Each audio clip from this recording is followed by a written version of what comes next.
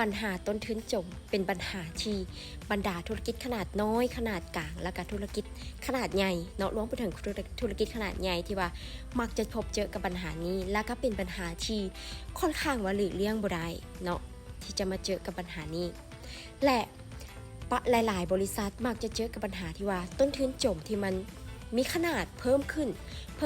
เรื่อยๆและบ่สามารถจะตัดออกไปได้หลายๆกิจการเวลามีต้นทุนจมเพิ่มขึ้นแล้วก็จะมีคำถามว่าอยากเดินหน้าต่อหรืออยากหยุดพอสำนี้เนาะเพราะว่าเวลาเรามีต้นทุนจมที่มันเพิ่มขึ้นบางคนก็แบบว่าอยากไปโต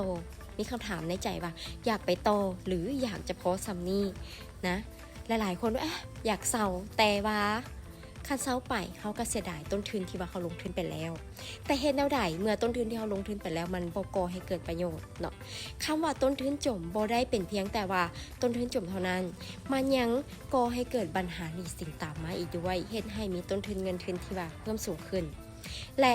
เวลาเราดำเนินธุรกิจเราจะมักได้ยินคำนี้คำว่าต้นทุนจมเพราะฉะนั้นเรามาเบิ่งว่าต้นทุนจมอยู่ในนี้มันหมายถึงหยัง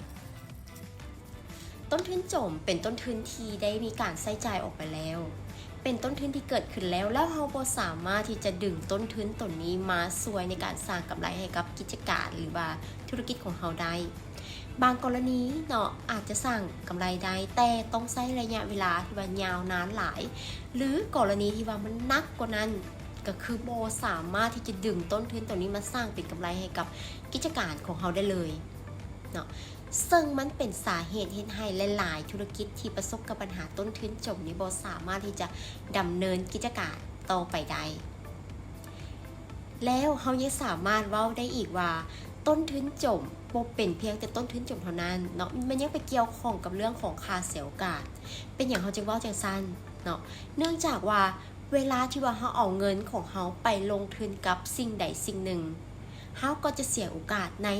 การไปลงทุนกับสิ่งอื่นๆแม่นบ่ทุกคนดังนั้นเรามาเบิ่งเนาะว่าต้นทุนจมมันเกิดจากอย่างใดอันที่1ก็คือต้นทุนจมมันเกิดจากค่าใช้จ่ายที่บ่สามารถที่จะหลีกเลี่ยงได้เช่นว่าการซื้อเครื่องจักร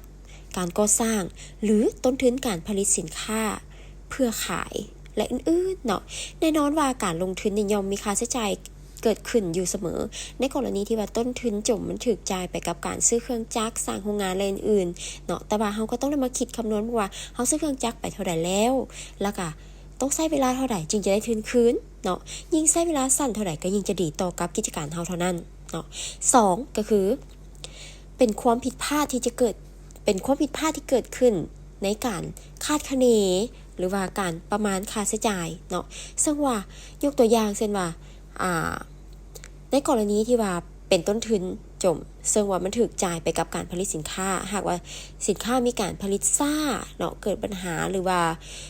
สินค้าแฟชั่นที่ว่ามันหมดกระแสไปแล้วแบบนี้เป็นต้นทุนไปจนฮอดการคาดคะเนความต้องการของตลาดผิดพลาดก็จะเฮ็ดให้มีการสต็อกสินค้าหลายเกินไปซึ่งว่าสิ่งเหล่านี้ก็จะเฮ็ดให้กลายเป็นต้นทุนที่ว่าบ่สามารถก่อให้เกิดกำไรได้นั่นเองเนาะอันที่3ก็คือค่าเสียโอกาสดังที่เฮาได้กล่าวไปในตอนต้นๆเนาะว่าต้นทุนจมมีความเกี่ยวข้องกับค่าเสียโอกาสหรือว่าต้นทุนค่าเสียโอกาสหลายเนาะเป็นผลประโยชน์ที่ว่าธุรกิจควรจะได้รับแต่เฮาก็บ่ได้รับเพราะว่าเกิดจากหยังเกิดจากการเลือกปฏิบัติเช่นว่าการนำเอาเงินไปผลิตสินค้าแทนที่จะนำเอาเงินไปลงทุนในหุ้นแบบนี้เนาะก็จะเฮ็ดให้เกิดการเสียโอกาสที่จะได้รับผลตอบแทนในหุ้นกลายเป็นว่าเงินไปจบอยู่กับสินค้าเนาะอันนี้เขาเอิ้นว่าเป็นแรงที่ว่ามันเฮ็ดให้เกิดต้นทุนจม